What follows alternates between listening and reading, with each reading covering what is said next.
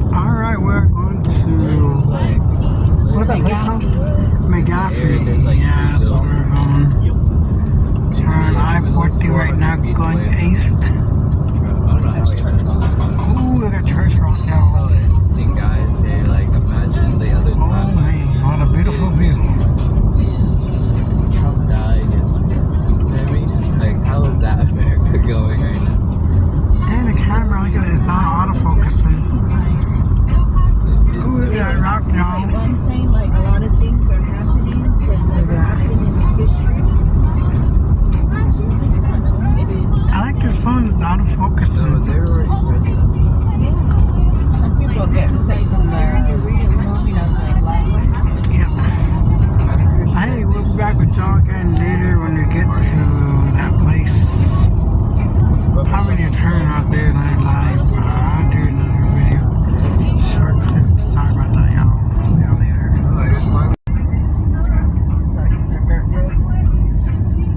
But we have bombs in the ground right now.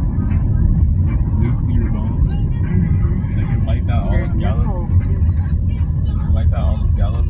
That's why if there's to be a war, it would be. And it's just right Gotta over go the mountain. Oh, they have the missiles here? The road that we were on yesterday leads here. We went up the mountain.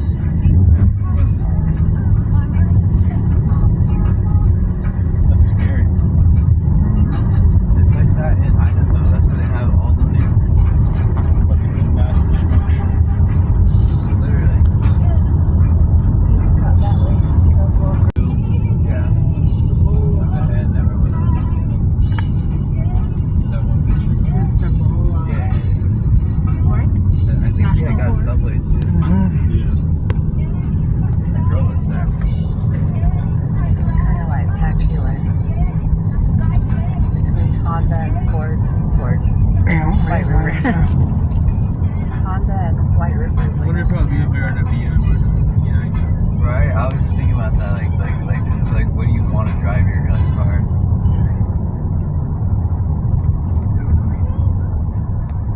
I know a decent amount.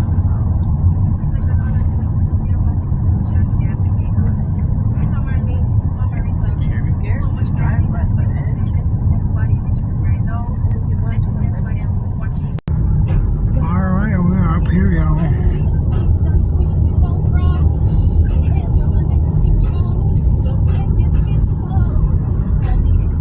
It's cloudy, I think.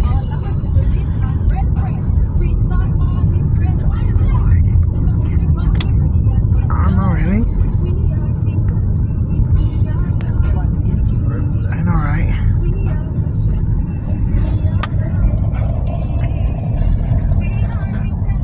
Are we already almost there? Yeah. Oh no, there's a walk to restroom.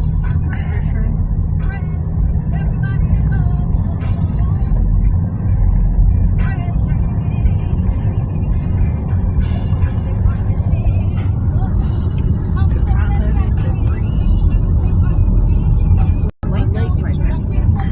Oh man, look at that, it's all green.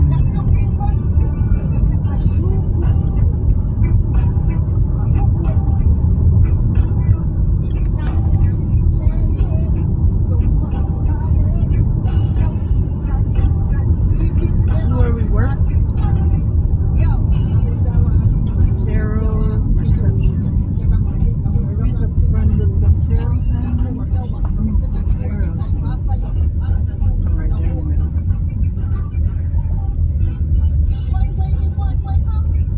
Just like our poetic justice. We family. Cousin.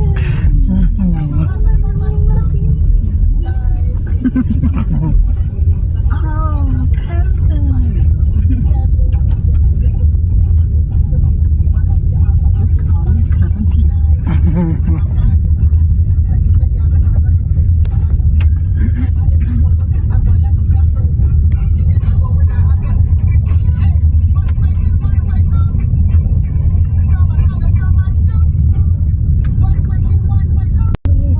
Oh man, we're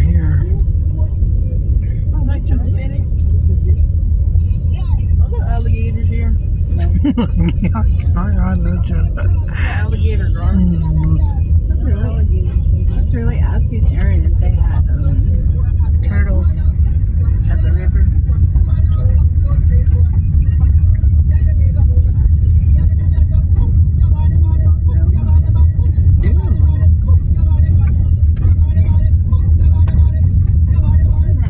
Man's all keen. you know how people get hardcore. Is this the only part or is there another part? I haven't been beyond here. The first time we came, we drove way back here.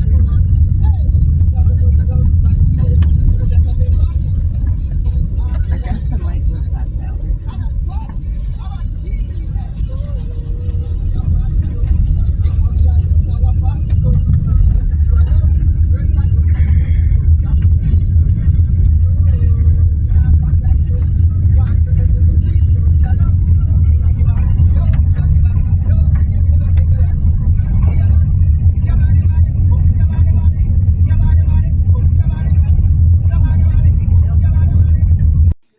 I don't think we have any bait. Doesn't look like we have hook.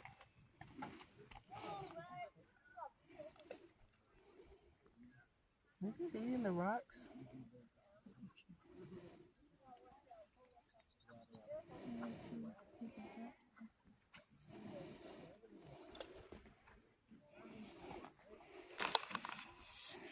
Who's Jennifer's sister?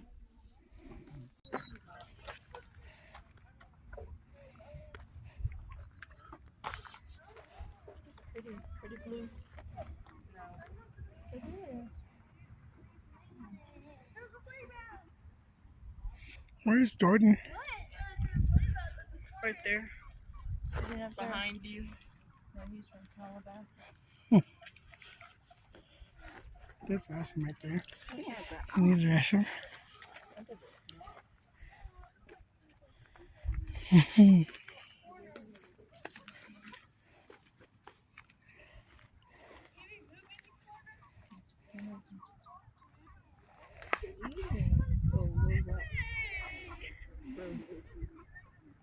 I'm gonna buy some fireworks.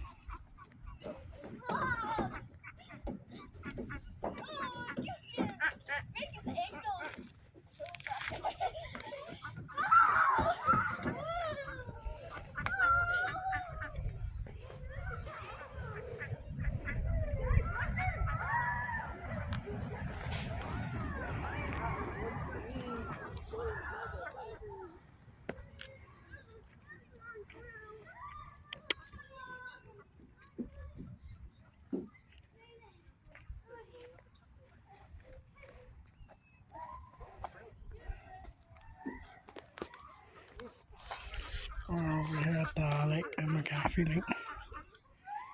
All those fishes right there. Duck cement. Okay.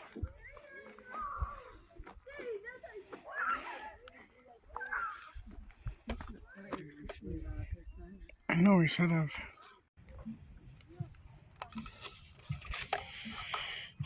We're up here chilling.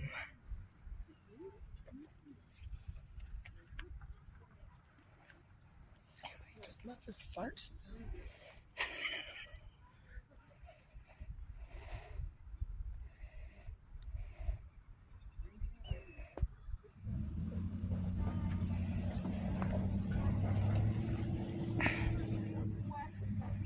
Right here.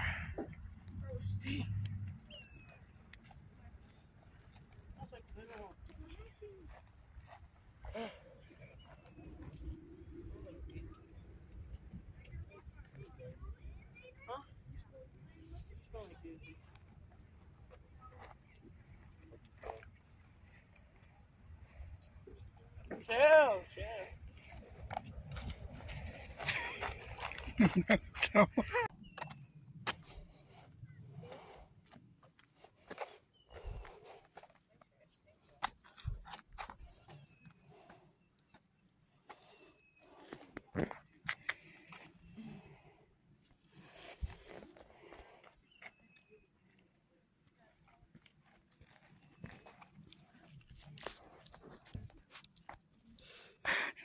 Come on.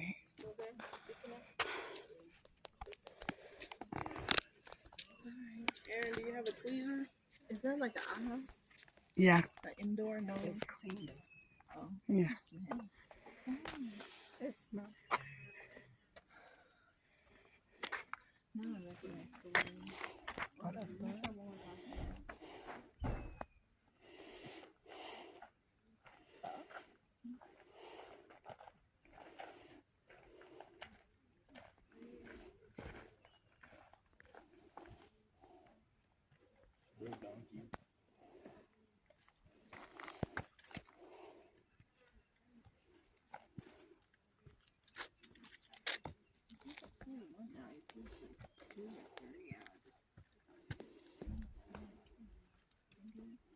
Too short?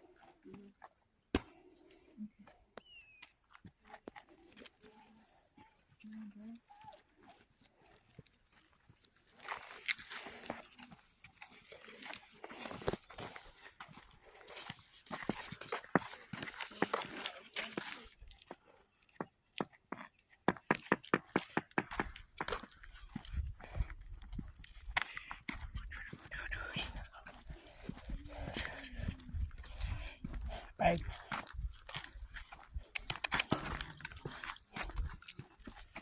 And we're walking back to the car.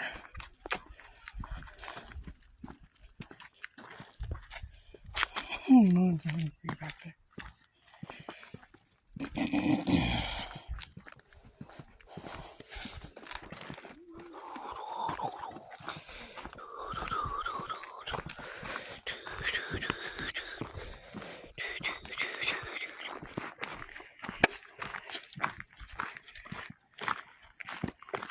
No, there's one.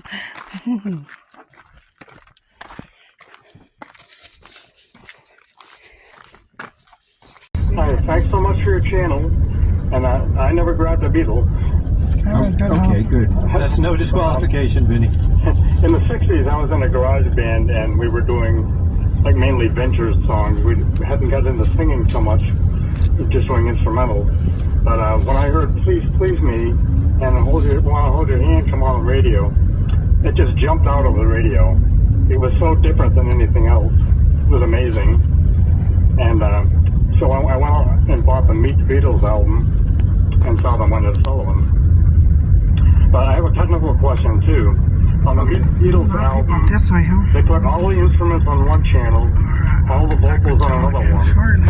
Do you know why they did that? Actually, it was. I didn't really realize. I guess it was just because knowing when I stayed there, like I said, when I stayed the night at Eric's house, all these drummers were calling Jim all the time. The drummer from the Cars. These drummers. One night I'm staying the night there, and Charlie Watts comes in with his dad. Because it's so, and it was just like. It's like the Justice League of Drummers. It's the secret society. It's like family-like, because I was playing the drums in the jazz band, Eric was playing music. We were just like musicians, And but now that I've gotten older and I hear people talking about the Beatles and all this, and I just go, wow, I met Ringo. Hey, I know Jim. I talk to Jim. I don't talk to him all the time, but and then of Jim Keltner, his catalog of who he's played with. Well, it's like the telephone book. It's unbelievable. Jim Keltner has played with everybody.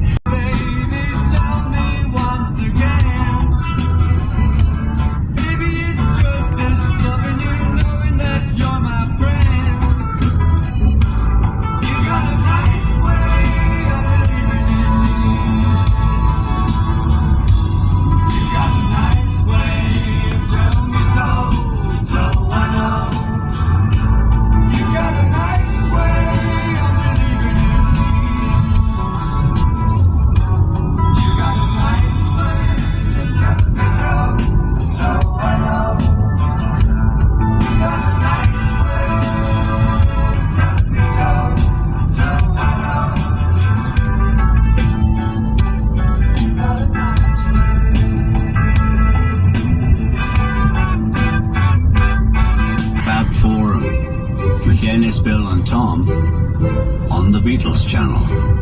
Keep those phones ringing. call 844-999. Beatles. Thank you, Ringo. We just heard Ringo from his 1981 album Stop and Smell the Roses, featuring his friend, who we also heard speaking about Ringo, and that would be Stephen Stills. And guys, I didn't know this, but in reading out about Stephen Stills and Ringo, Stephen explains that the first time that Ringo, aside from his music, had an impact on me was when I went to visit him at Hampstead Heath, and I ended up buying his house, Brookfield House, in Elstead, Surrey. And I inherited the gardener. And that's what the song Johnny's Garden is about. It's about John the gardener. What a character. Absolutely. What a great song. What a great song, Johnny's Garden. One of Ringo's houses. Bought Ringo's house, yeah. I remember that happening. I remember that Stills was around a lot in the early Apple days. I think he played on the Doris Troy record. I think he even co-wrote a song with them. I think Ringo played on the first Stills album, too. Folks, it's 844-999-2328, 844-999-Beatles. You got David Frick sitting in, so it's a special opportunity for you to talk to a famous rock journalist. You got Dennis Elsas, a legend of radio, and you got me, Bill Flanagan, just trying to stay employed for another couple of weeks. And let's go to Jerry in Brooklyn on line 3. See what's going on with Jerry in Brooklyn. Line 3, please. Jerry, welcome to the Fab Forum. Hi. Thank you. I haven't called into a radio station in about 30 years. This is pretty cool. Well, we've been waiting for you, Jerry. We were wondering what happened. All right. Yeah, I'm here. I have a story. It goes back to a week before 9/11. I grew up in New York and started law school September 1st, 2001. And we all know what happened about a week later. The city just, absolute mayhem. And it was a few weeks after that, and it's amazing to think about how soon it was after 9/11. Paul put out the message that he's going to put on. Jerry, we're losing you. Come back. Jerry? Jerry! You know what? He hasn't toured in. Jerry, you're going in and out. Stand still. Jerry, I'm sorry. We're going to have to ask you to call back on 844-999-2328. And meanwhile, let's go to Jesse on line 2. Calling from, oh, sorry, Jessica. Jessica calling from Florida. What's on your mind? Hey guys, thanks for taking my call. I have a story. First, I have to say that when I first got into the Beatles, I was 4 years old. I'm 48 now. But back in 1998, in my 20s, I learned that Julian Lennon was going to be signing his, having a CD signed over at Virgin Records in Hollywood, California. And I was like, okay, this is my only chance I'm going to be able to get close to the Beatles. So I went and got a couple of my buddies to go down there with me. They didn't know where we were going or what we were doing. They just thought we're going to Hollywood. Mm-hmm. So we go and I park over there where the houses were, not over where all the chaos is. And we waited in line for 3 hours. And I told one of my buddies, I said, hey, here's the throwaway camera. You have to take pictures for me. Because I'm going to get up there and I'm going to jump on it. And I'm going to hug them and I'm going to kiss them. Wow, man, we get a lot of jumping on Beatles and Beatles children today. Go ahead. So I get up there and I froze. I couldn't even, I just froze and I started shaking and he sees that I'm shaking. Yeah. And with his voice, his accent, he asked me, are you okay? And I was like, no, you're 50% your dad. And my buddy goes to take a picture and I'm looking down and it was just, oh yeah, I didn't even get my picture. It was like, no. But it was awesome. It was for his photograph Smile. And he signed it for me, and that was the closest I ever came. It was just so awesome. Well, Jessica, he signed it, he talked to you. I mean, and not to mention, it sounds to me like you had some exceptional friends. Your friends were willing to go with you, not know where they were going, stand in line for 3 hours. You're complaining because you didn't like the picture they took of you with the instant camera. I think you should take those guys out for a sandwich. Well, it was the last picture because he was busy taking pictures of all the girls and stuff. So I only had one last picture. And, oh well. It was a throwaway camera too, so we never found it. It was gone. Well, Jessica, I say count your blessings.